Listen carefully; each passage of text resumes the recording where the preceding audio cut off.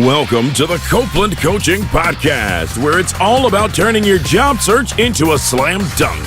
Your host is Angela Copeland.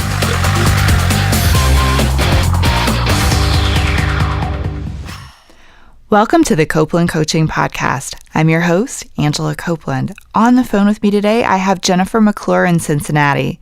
Jennifer is a professional speaker and business advisor.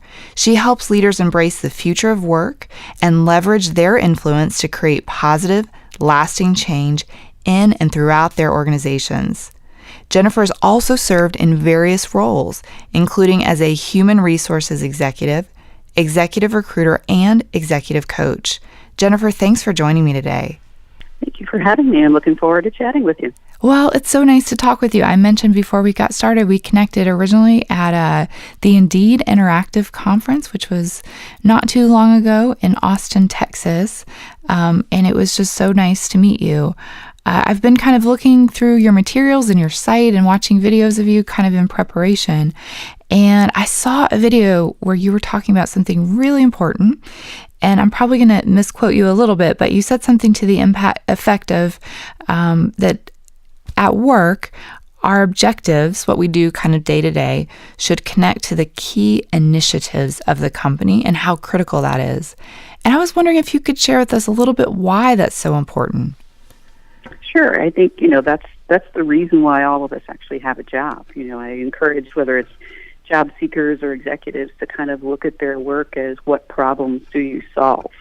And so if you kind of start with the business objectives, which are usually the solutions that we want to end up with, what are the problems that I can impact that will create those solutions? So, for example, if I'm an executive, an HR executive in the company, I need to make sure that I understand what the business objectives are and then look at how HR facilitates that. I think too often leaders in company, HR is a good example of this. We look at what our needs are, the clients, the legal issues, the policies, and the procedures, and we're not really focused on, revenue or increasing customer satisfaction or improving productivity. And those are typically the things that, obviously return money to the shareholders or the owners of the company and help us to grow and be competitive. So we've got to focus on the work that we do that facilitates the business objectives.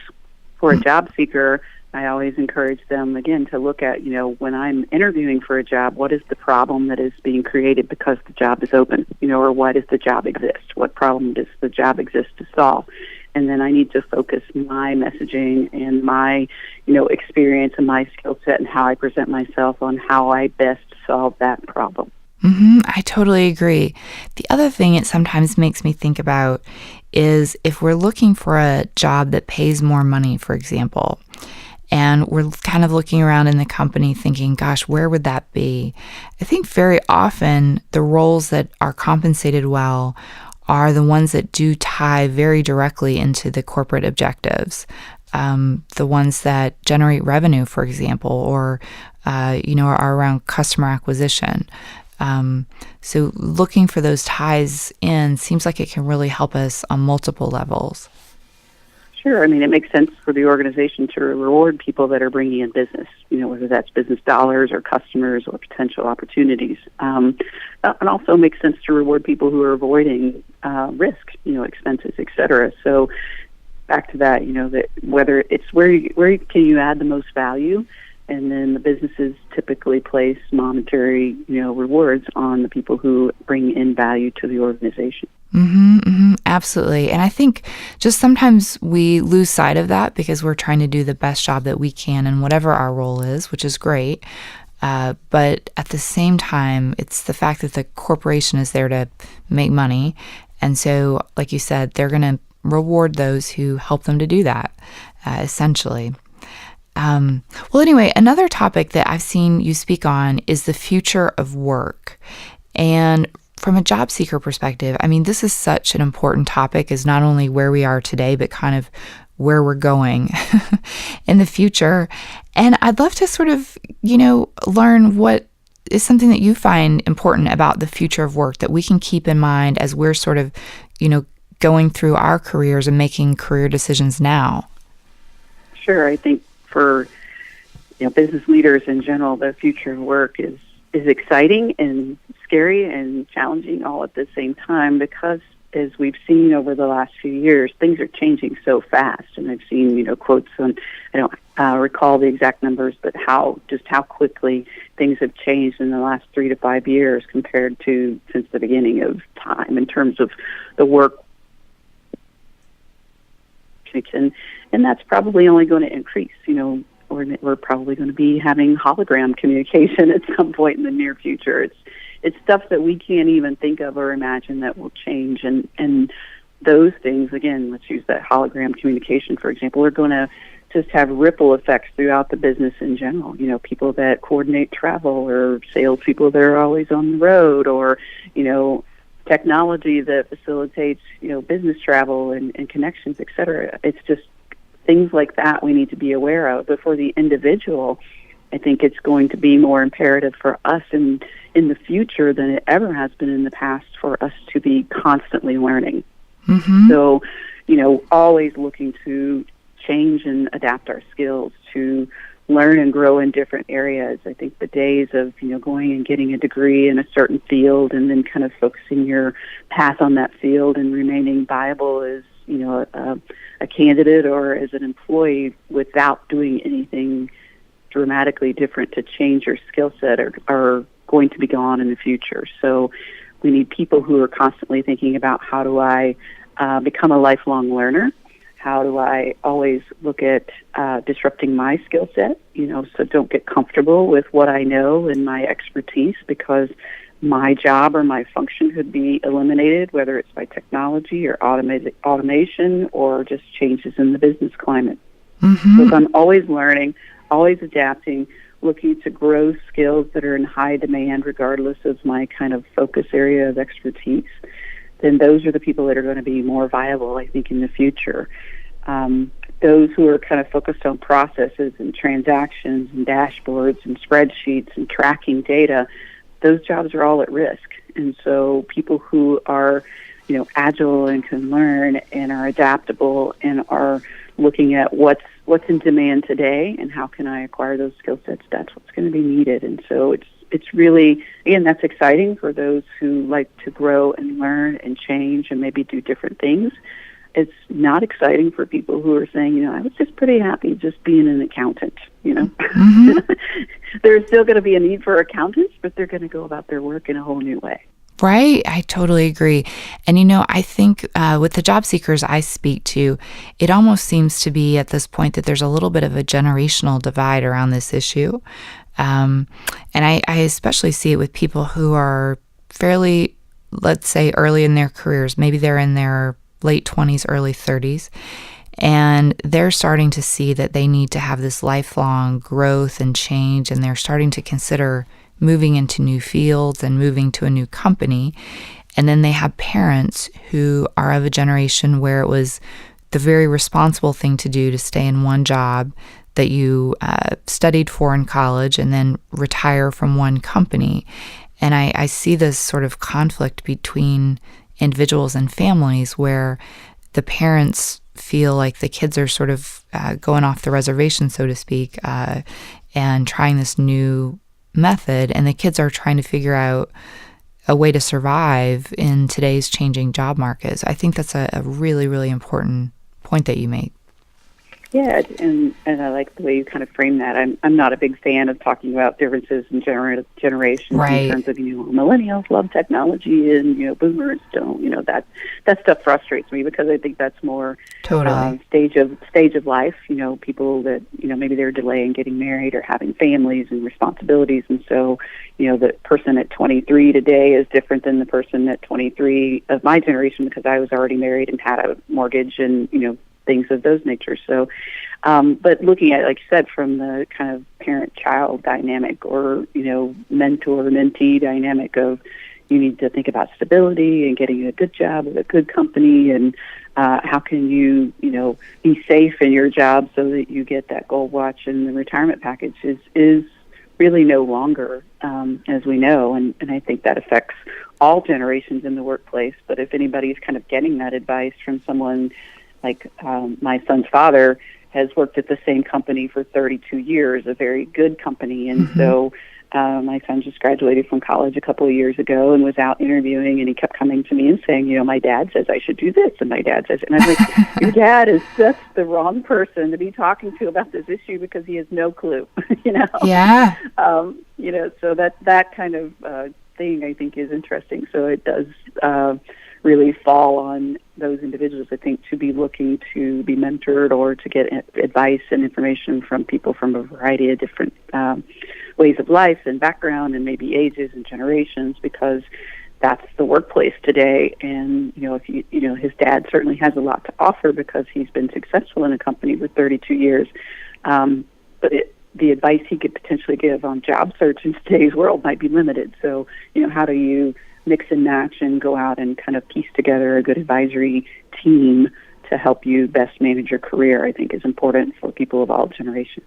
I totally agree. And I agree with you too. I think it's a bit frustrating to categorize people into certain generational groups like millennials or whatever. But I think, the advice people give comes from what they experienced. And the job market 30 years ago was different than it is today. And so, you're getting advice from a place of experience, but it's just different experience than what's happening in today's world. I actually saw an article recently about, I think it was in the Business Journal here, about how much people are saving for retirement and how that's changed. And it talked about the generation of, previous generations where you would sort of get like a pension and people were fairly set for that.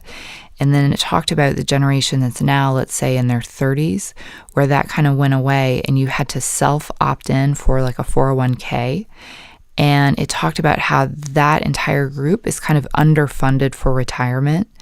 And companies learned from it and they started automatically opting people into their 401ks. And so the group that's like now in their 20s, I believe, they are set now to be a little more stable in their retirement because it's going to be automatic. But it's a similar concept in that the way that we've had to look at things has just shifted, and we need to kind of keep our eye on that ball.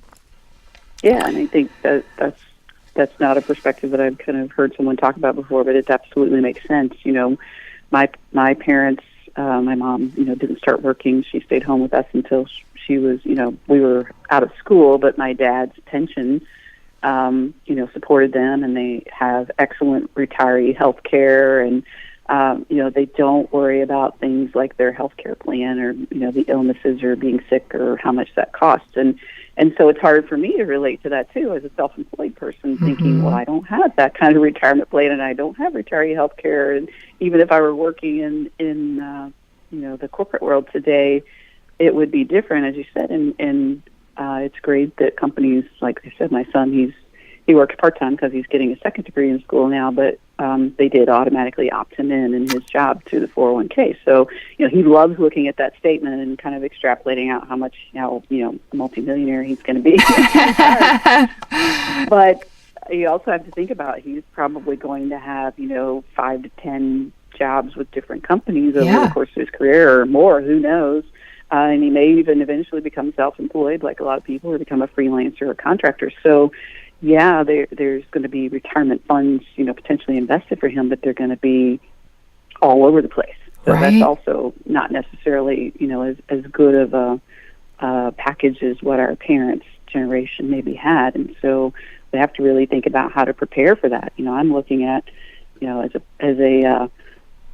guess middle age. I don't know what middle age is. I'm going to claim middle age, but as I said, I'm self-employed. I've been self-employed for 7 years now. The retirement age for me, according to Social Security, before I can collect Social Security, is 72. So I am already looking at, I'm probably just going to have to work until I die. Right. So, and I think that's something that has definitely changed in the workplace, because my dad retired at 62. Lived, the very same lifestyle. They never, they weren't wealthy. My parents weren't wealthy, but they had everything they needed. And I think in today's world, you're going to see that all of us, partly because we're healthier, we're, realize that playing golf and going to the beach isn't all it's cracked up to be for, every day. Mm-hmm. People want to work they don't want to sit at home even at 62 or 65 for the most part. But, you've got to really do some great planning, I think, to think about how you're going to be able to support a similar lifestyle in a world where costs are just increasing at exponential rates too. And that maybe some of us haven't planned for that kind of retirement that our parents had. So now you've got me all depressed. Oh, no. Oh, my gosh. Oh, no. My financial statements. Well, I think it's just, even if we have a corporate job nowadays, because we're switching so often, like you mentioned, it's almost like you become an entrepreneur in a way. It's you have to learn to market yourself, constantly grow your skills. You have to be more proactive in managing your future retirement. You have more choices, but that also comes with a lot of decision making that makes it more tricky. Absolutely. You see surveys out there now that, in terms of like what are the attraction drivers to companies or what benefits do, particularly the younger generations want. And they're asking for things like financial planning because none of us really want to do that, Right. But it is true. We really do need to take more responsibility for both now in our careers and what we need to do in the future, what we're going to need to do to remain employable and viable, not to say that in a scary way, but in a good way, but also how we're going to make sure that we're, not always in crisis mode in our older age to figure out how to exist. Yeah, I totally agree. Well, you mentioned the benefits that people are asking for when they're looking, which makes me think a little bit of a huge part of your expertise is human resources. And I know you speak with large groups of HR professionals and you're really helping to coach them and mentor them. And I know, for us as job seekers, the role of HR in the job search process can be confusing because we're kind of outsiders to the whole thing. And I was wondering if you could give us a little bit of sort of an insider view on what is HR's role in us looking for a job as job seekers?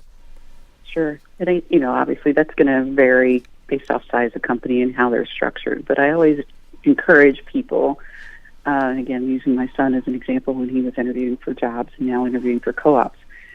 The HR person, if they're involved in the interview process, it's usually up front in the very beginning at some stage. And a lot of job seekers tend to dislike that. Why am I talking to this person? I really need to be talking to the hiring manager. The HR person asks me stupid questions like what are my weaknesses and my strengths, and I just want to get past this stage and move to the people who can talk about what I actually want to do. And that's a huge mistake because the HR person often has a lot of say in who actually advances in the process.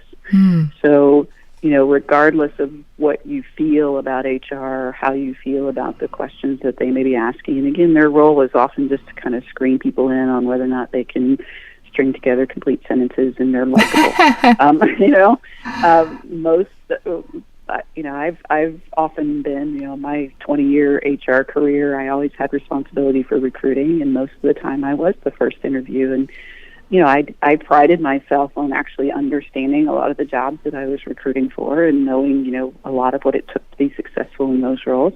But I also interviewed for a lot of jobs where I really, IT in particular. I was even an executive recruiter for 4 years and filled a CIO position. Wow. I was very clear, I don't understand these things. I'm talking to you to see about cultural fit and to see, to help you understand what the job involves. And, then if we agree that it makes sense for you to talk to the CEO, then we'll move you through that process. So the people who dismiss that portion of the interview as I just got to get past this person, or I don't like you, or you don't get me, and so I'm going to be kind of adversarial with you, they're never going to advance in the process. So your job as a job seeker, whether it's the human resources person or anybody that you interview with, I always advise people your number one goal is to be likable. We pass people through the process that we like. So people will say, oh, that's wrong, you should hire the most qualified person. We hire the most qualified person that we like. Right. So, and okay, so biases and, confirmation bias and prejudices and all those things, we're humans, so that works its ugly head in there at some phases. But if I just approach my job search with, I'm going to have a smile on my face, I'm going to be pleasant, I'm going to laugh and interact in the interview. I'm going to be personable when, that it seems to warrant it, or maybe engage the interviewer in some personal conversations if it makes sense. Don't necessarily just go in and start doing that, but kind of go with the flow of the interview. How talkative is the person? How much can I work in talking about them and their job and what they do and why they like working here? Because if I get them to talk about themselves a lot, then they're going to think I'm super interesting, Yes. And they're going to like me because they're going to be like, wow, this person is just so engaging. So if people go into those situations with, I'm just going to ask what's answered or answer what's asked of me, and I don't even think I should be talking to this person, so I'm not going to really kind of warm up to them or get them to warm up to me. That's a big mistake, because you want people, we want to work with people that we know, like, and trust, and that's no different in the interview process. It's a huge factor. Well, I think you make such a great point about being likable.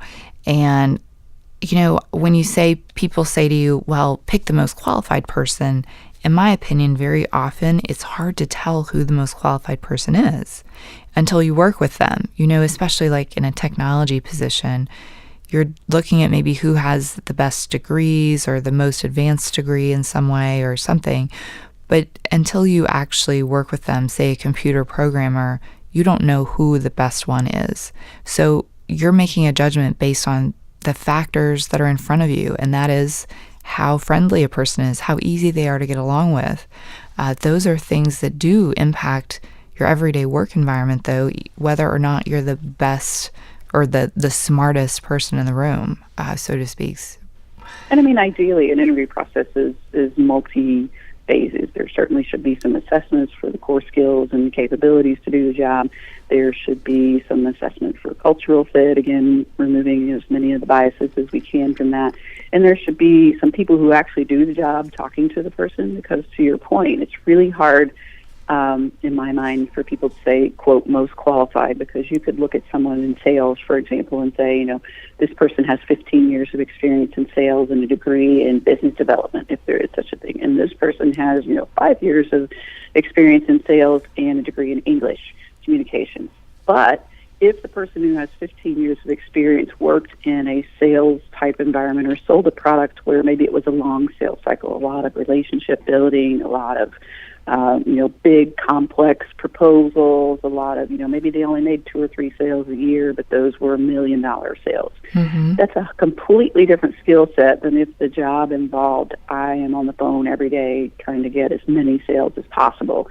So, most qualified, it's hard to make it black and white. You have to say, have you had experience doing something similar to this? So to that point, to hire somebody in that kind of boiler room environment where I'm on the phone, I'm making multiple calls, and I'm going to get a lot of rejection. Maybe I hire somebody who's sold cars, mm-hmm. or done something that is completely different than what our industry is, et cetera, but yet they have the mindset to be able to have that kind of constant rejection, to introduce themselves to people, to try to build rapport very quickly, to close the sale, very quickly, versus somebody in a different type of sales role that might be much, much more about relationship building and understanding the customer and presenting a really great proposal to get a sale 6 months from now. Mm-hmm, absolutely. So it sounds like, as job seekers, one thing that we could do better to work with HR through this process is to take HR very seriously and take that step just as seriously as we would if we were speaking directly to the hiring manager, is what I'm kind of hearing. Is that right? Yeah, I mean, they're in the process for a reason. Mm-hmm. So everybody that you speak to, it's very difficult from a job seeker perspective to judge whether or not that person should be involved, in their opinion, Mm-hmm. So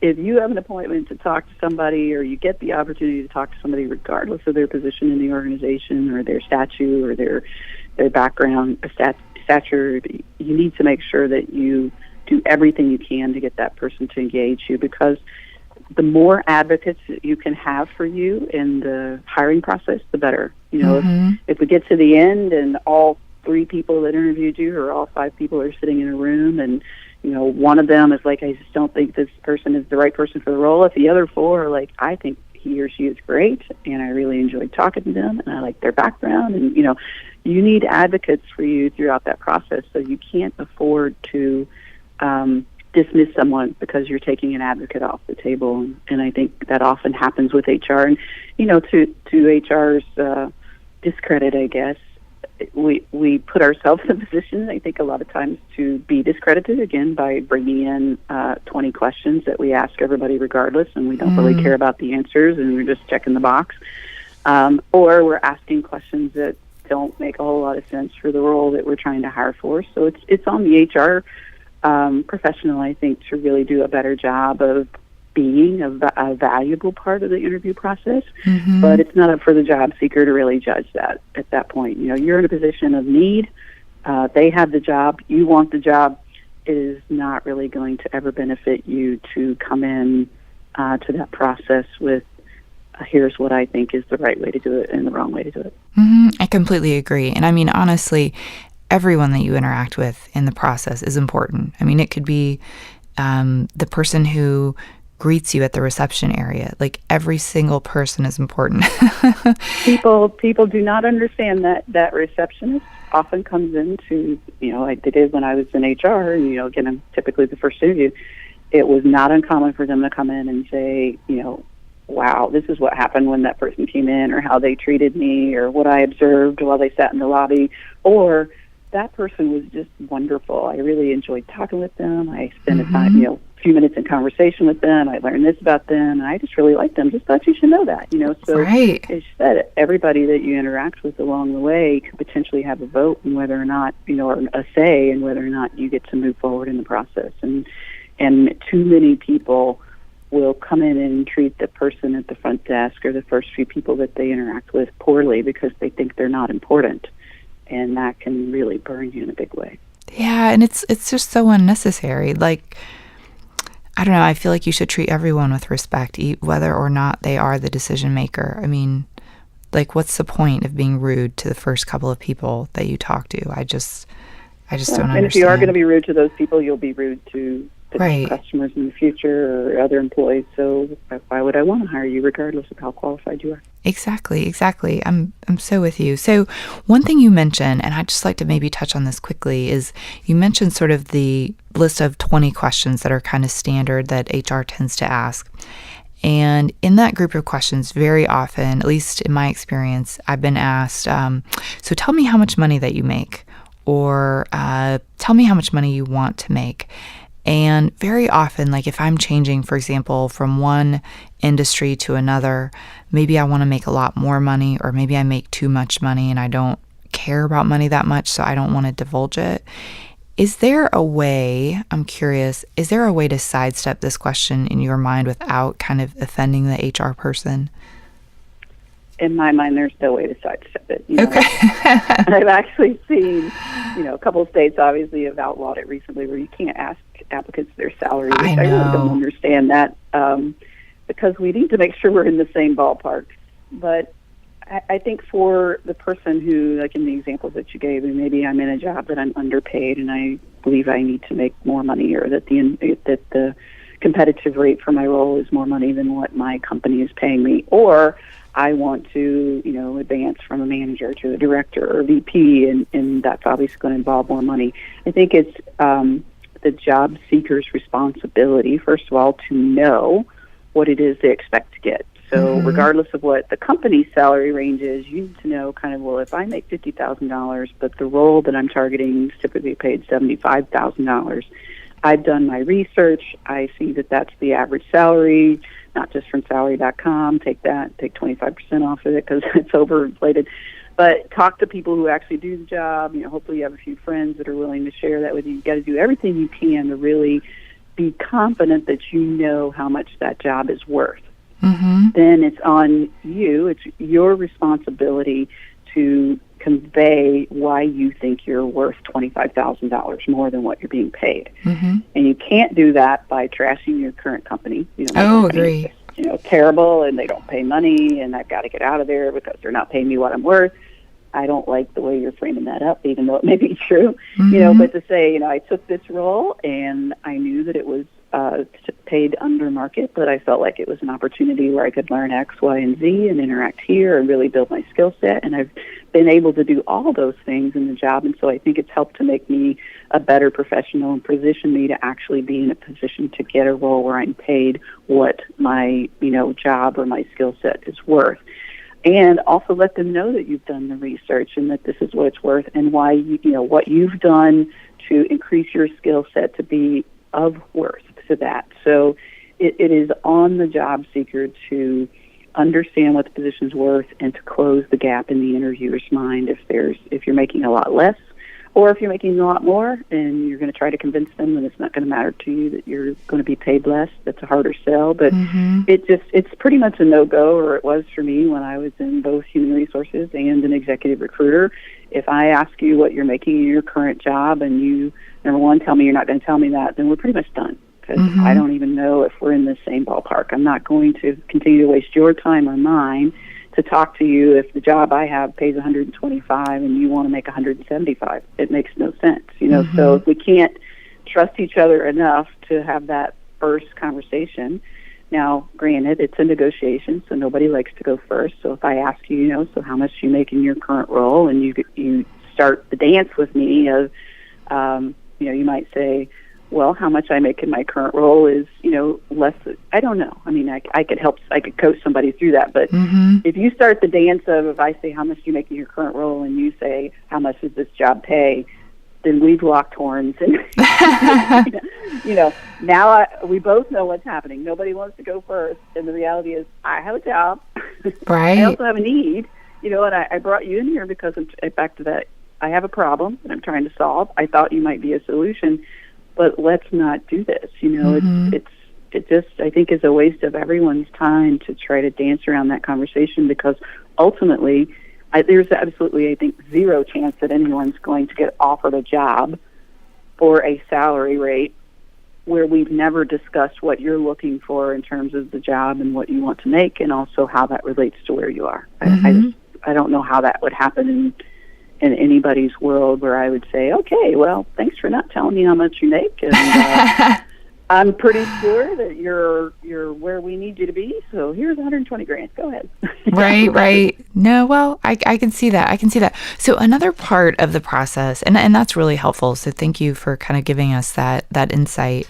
Another part of the process that's especially challenging for us as job seekers is the online application process, and it's really tough because sometimes it feels like our resumes are just going into a black hole. I mean, do you have any tips for us with regards to this online process, these sort of applicant tracking systems that we're all using? Sure. And I think, in a lot of cases they are going into a black hole, so that's unfortunate. But, the first step is to have the stamina and the willpower to actually get through the online application process. If this is a company that you want to work for, even if a friend referred you to the job, a lot of times they're going to say, you call in and you got a great referral, and they're like, that's great, we'd love to talk to you. Go ahead and fill out our application. And so just accept that that's part of the process and that they need to check that box. The reality is it makes sense, again, to do your research, whether it's going to job boards, Career Builder, Monster, Indeed, et cetera.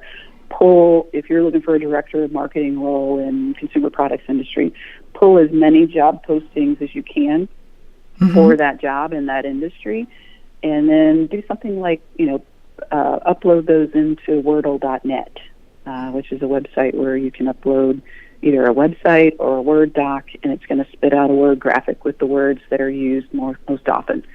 So if I take a bunch of those jobs off of a job board, and let's say I copy and paste them into a big long Word document with 20 different job descriptions for a director of marketing in CPG, and I upload the Word document to Wordle.net, and it spits out things like, I don't know, strategic planning, communication, marketing analysis. I'm just pulling words off my head, but it's going to show you in a word graphic the bigger words that are going to be used most often. Then when I fill out my online application, I need to be making sure that I'm using those words, because what's ultimately going to happen is, the recruiter or the hiring manager eventually, when they're hiring now or in the future, is going to go to their applicant tracking system. And the only way to approach it is just like you do a Google search. I'm going to put in keywords, and I'm going to see which ones pop up. And I'm probably only going to look at the first 5 or 10 that pop up in search results. And I'm going to choose from there which ones I want to select to interview. So the challenge for the job seeker is to get information in that online application that's going to allow them to pop up in a future search result. And the only way to approach that is to think, what keywords would someone be searching for to find someone to hire like me? And so I've got to work that in. Don't just list a bunch of keywords in your application, but in your experience, in your education, in your, tell me about yourself in, 120 characters answer, whatever that is. Find ways to drop in those keywords, because that's ultimately going to determine whether or not your application even gets seen. I love that. I especially like the part where you're talking about using this website. You said it's called Wordle. Is that right? Wordle? WORLD. Wordle. WORDLE.net. I love that. It's such a good idea. I often tell people to use a highlighter and look through, print out some applications and look through for common words. But I think this sounds much more efficient, and it's fantastic. So do the same thing with your resume or your LinkedIn profile. Upload those to Wordle.net and see if the keywords are there that you need in order to be found. That's a great idea. That's a great idea. Well, so I want to cover one other tough part of the job search process, which is really when we get rejected. Because when we do get rejected very often, so we've gone through this whole process. Maybe we bought a new business suit and we snuck out of our current job multiple times to go through interviews, and we applied online, and maybe we did some kind of homework. It's like this giant process. And at the end, we get this automated email that basically says we've hired someone who's more qualified. And very often when I talk to job seekers, this is the most upsetting part of the process. And we typically, as job seekers, we feel rejected, and we never want to talk to that company again. It's almost like we had a bad date, like we had the wrong expectations, nothing worked out, and we were embarrassed, and we never want to talk to them again. And I'm not really sure if that's really how we should look at it. And so I'm curious, from an insider's point of view, when we get that rejection email, what does it mean, and what should we do in the future with regards to that same company? Well, I guess the first question would be, if this is a company that you really want to work for and you love them enough that if they had offered you the job, you would have been thrilled. I mean, why would you now mark them off because you were rejected? So if I still want to work for the company, then I would assume that future opportunities to do so would be welcome. If I'm going to take the stance of, well, you rejected me, I don't ever want to work for you, then that's your choice. But it's tough. I think, granted, there are plenty of people in the hiring process, and again, we've so many job seekers. If you look at any job seeker survey, what's the number one thing they want? Communication. Communication about status of their application, communication about why they didn't get the job.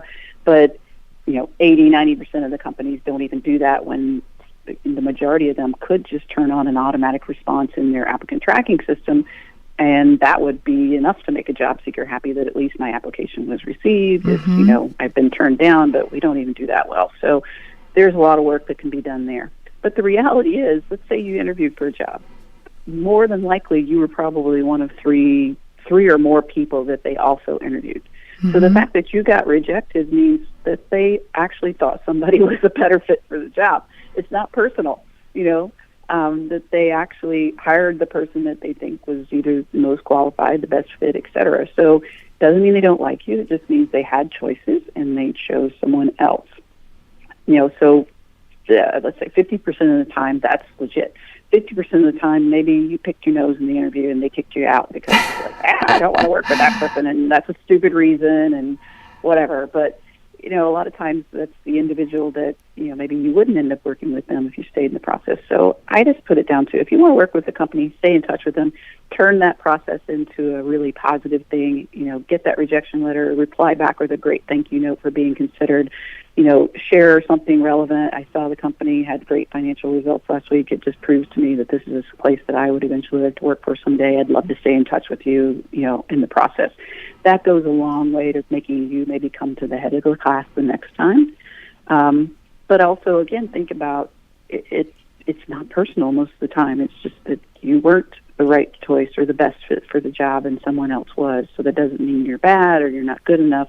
And it's hard as a job seeker, but it's also hard being on the other side. I've been, as I said, I've interviewed thousands of people probably. I wish I'd kept count. But I've also had to reject thousands of people. And it is much, much easier, number one, to do nothing, to just never talk to them again. Don't even send them a thanks but no thanks letter. And I've been guilty of that. It is second most easy to send them a generic, thanks for interviewing. We hired someone with more experience. We'll keep your application on file, but email, because at least I responded to you. The by far hardest thing to do is to call somebody and say we selected someone else and they're more qualified, because 90% of the time that turns into, well, why?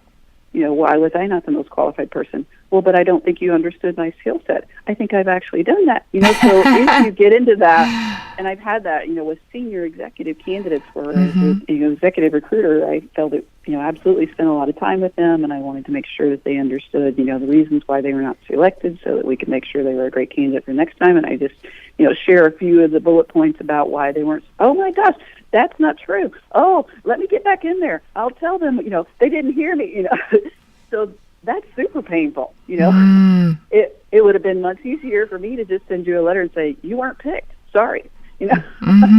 So that feedback equation, and that's what I encourage people to do. And again, my son, when he was interviewing as well, if you make that, I encourage any job seeker to say, well, I thank you for letting me know. I appreciate that you hired someone that you felt was a better fit for the job. I'd love to get any feedback that you may have in terms of how I could be the most qualified candidate the next time. If it's something that a skill I need to acquire, or something I can do better in the interview process, because I'm always looking to improve my performance and how I can, be perceived as the best candidate. So you've kind of softened that for me. If I'm willing to potentially jump in that, very hot fire of giving you actual feedback, if someone does that for you, you thank them. You take it no matter what, because there's a 110% chance that you trying to argue their feedback will never change the decision. Never going to change the decision, and it's going to take you right off the list of somebody they consider in the future if you argue the feedback. So even if you disagree with feedback, that's the thing about feedback. If you ask for it, you've got to be willing to accept it and learn from it. And if you agree with it, then make it happen. If you don't agree with it, you've really got to ask yourself some seriously honest questions about, I don't agree with it, but could it potentially be true? And is there something I could do better here? Or that just, that's how they perceived me. And I've had that happen. I had an HR director that I presented for an executive role with one of my clients when I was in executive recruiting. And I loved her. I'd actually tried to hire her when I was in the corporate world myself, which is why I presented her. I thought she was great. But I also presented two other people that I thought were great, and he hired one of them. And the feedback for her is that she didn't come across as very strategic. And so, of course, when I told her that, she was super disappointed. And I felt she was very strategic. Obviously, I would not have presented her for the role if I didn't. But then she shared with me, I've been the number 2 candidate for the last 3 jobs I've interviewed for. So I got all the way to the end of the process. I was the number 2 person. I didn't get selected. The feedback that I'm getting is that I'm not strategic, and I don't understand why that's happening. Okay, there's a data point we need to look at. So she engaged a coach who did some mock interviewing with her on video. So he portrayed the role of the video or the interviewer, asked her questions, and then they both watched her performance and her, kind of evaluated it.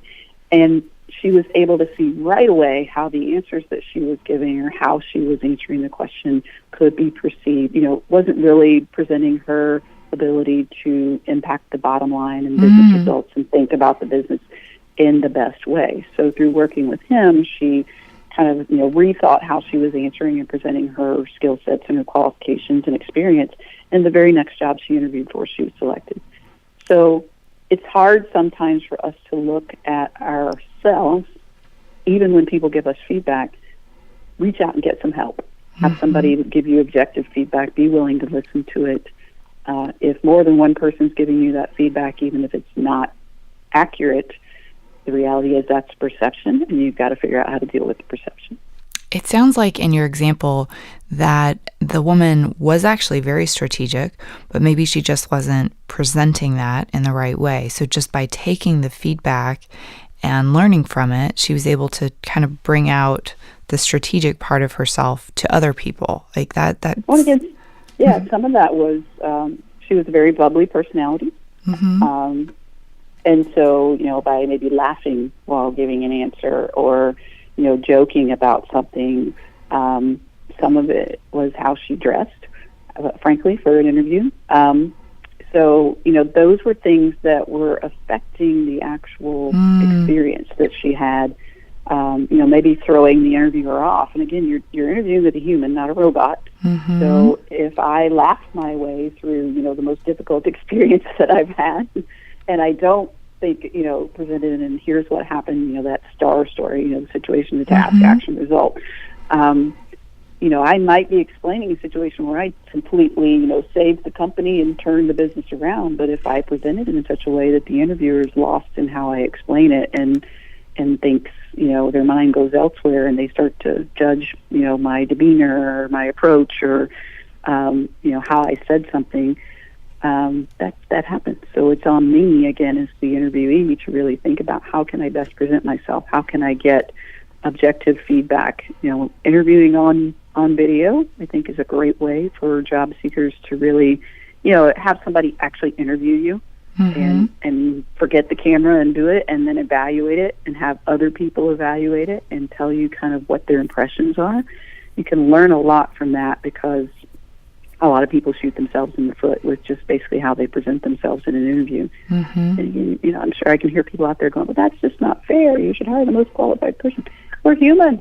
Right. We hire people we like, Exactly.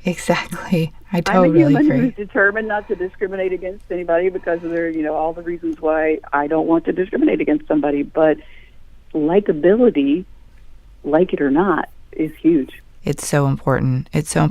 So my very last question, you mentioned, do you think the reason that the company, like the HR person, is the reason that they avoid telling us why we weren't hired? Is it because of the potential for this disagreement and this back and forth? I also hear sometimes HR folks will say they're concerned about the company being sued or something, and I'm confused as to why it's so hard to get feedback.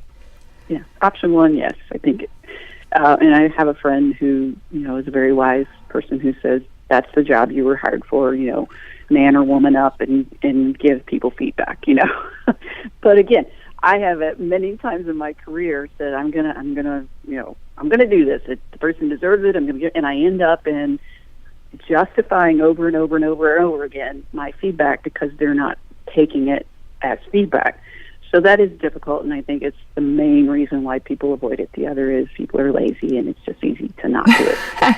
To your point that, an HR person says their company might get sued, that's a total cop-out, total excuse. I thought so.